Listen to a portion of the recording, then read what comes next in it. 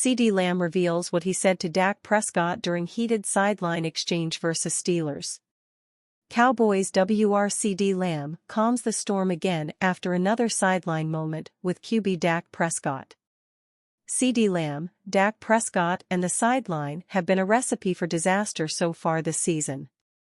During the Cowboys' Week 3 loss against the Baltimore Ravens, Lamb and Prescott had a moment on the sideline after a failed offensive series.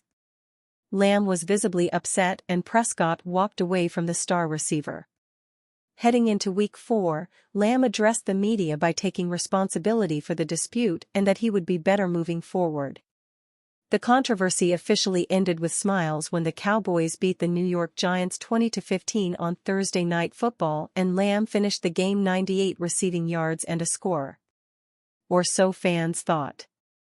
In Week 5's Sunday Night Football matchup against the Pittsburgh Steelers, the Cowboys' dynamic duo were once again caught in a sideline argument.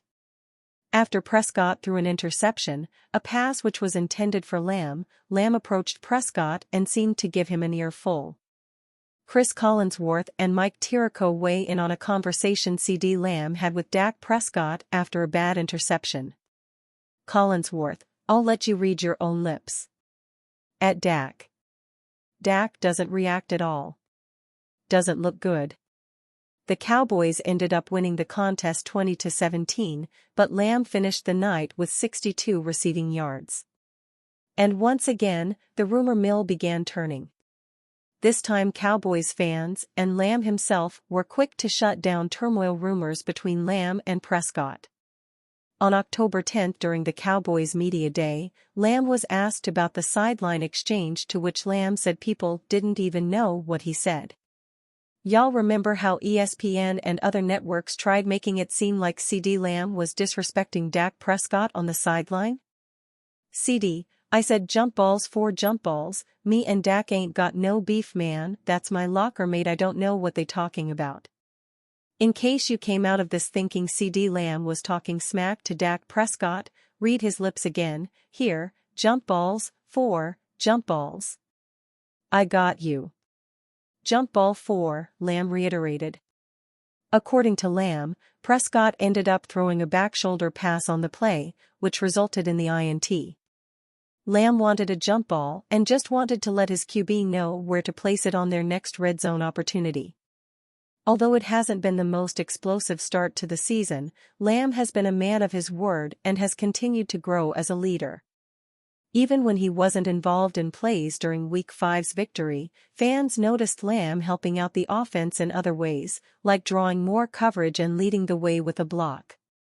Oh, you're bracketing CeeDee Lamb? So far this season, Lamb has 25 receptions for 378 yards and 2 TDS. Lamb and the Cowboys will face the Detroit Lions in Week 6. The last time Lamb faced the Lions defense, he racked up 227 receiving yards, a career high, and a TD. The Dallas Cowboys entered the 2024 season with more pressure than any team in the NFL. After 3 straight 12-win seasons under Mike McCarthy, Dallas came into this season with a clear expectation to win at least one playoff game, if not more, and make a run toward the Super Bowl. At least that's how owner Jerry Jones was thinking, in an offseason where he publicly stated he was all in for the season, yet added almost no new talent to the Cowboys roster, despite the team losing starters on both sides of the ball and key role players from the 2023 squad.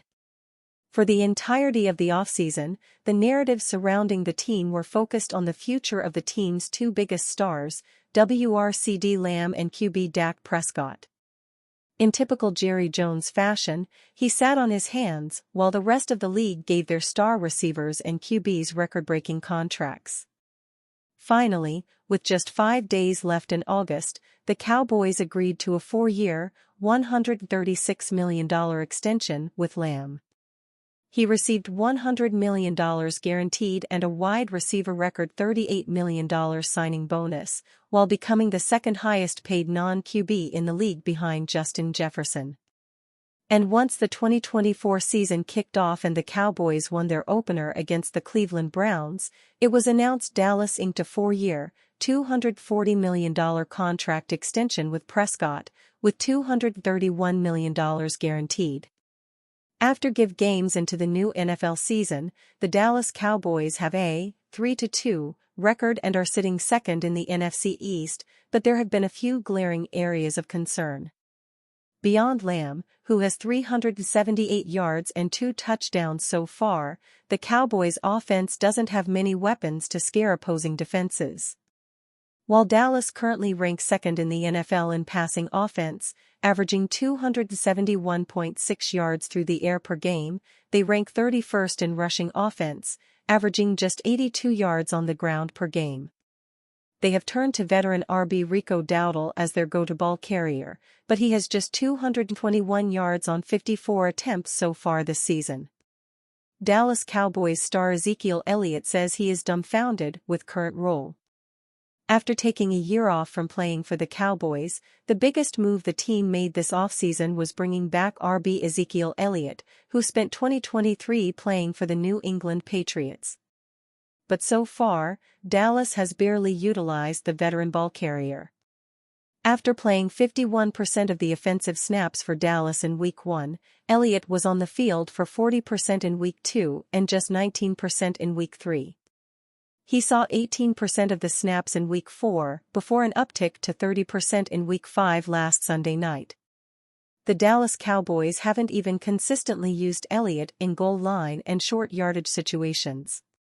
Cowboys beat writer Clarence Hill Jr. reported earlier this week that Elliott is frustrated with his role in 2024 so far. Cowboys running back Ezekiel Elliott confirmed he has talked to the coaches about his role and remains dumbfounded by his lack of opportunities, at least as red zone back. Cowboys running back Ezekiel Elliott confirmed he has talked to the coaches about his role and remains dumbfounded by his lack of opportunities, at least as red zone back, Hill tweeted. While it's safe to say Elliott isn't the same player he was in his younger years, it's still a bit puzzling to see how little he has been used in an offense that's the second-to-last rushing offense in the NFL so far. Was Steelers' George Pickens bothered by Cowboys' Jordan Lewis? Pittsburgh Steelers star George Pickens and Jordan Lewis of the Dallas Cowboys were chippy all game, leaving many wondering if the cornerback got inside the wide receiver's head. The Pittsburgh Steelers dropped a nail-biter to the Dallas Cowboys, falling 20-17 after a late touchdown sealed the Cowboys' win with just 20 seconds remaining on the clock. Despite the drama of the last-minute score, the story of the game was the ongoing mental battle between Cowboys cornerback Jordan Lewis and Steelers' number 1 wide receiver George Pickens. Pickens, who has been a key target for the Steelers' offense, was limited to just 3 receptions for 26 yards.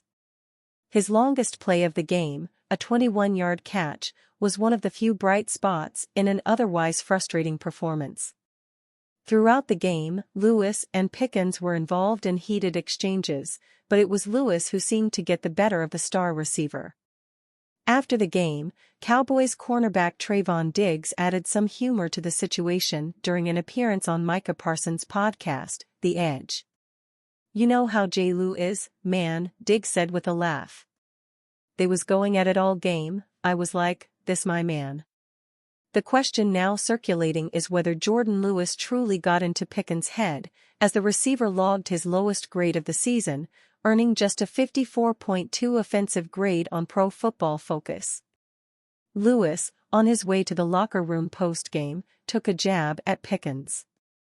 "Pittsburgh needs a receiver, George Pickens weak," said Lewis. Pickens skipped post-game interviews, leaving many to speculate about his mindset following the contest. With the Steelers' offense sputtering, media outlets are calling for changes, even suggesting a trade for Las Vegas Raiders wide receiver Davante Adams to bolster the receiving core. Now, as the Steelers shift their focus to their Week 6 matchup against the Las Vegas Raiders, the offense must regroup and address the mounting concerns. With 2 consecutive losses, Pittsburgh will need to find answers quickly to avoid a deeper slide.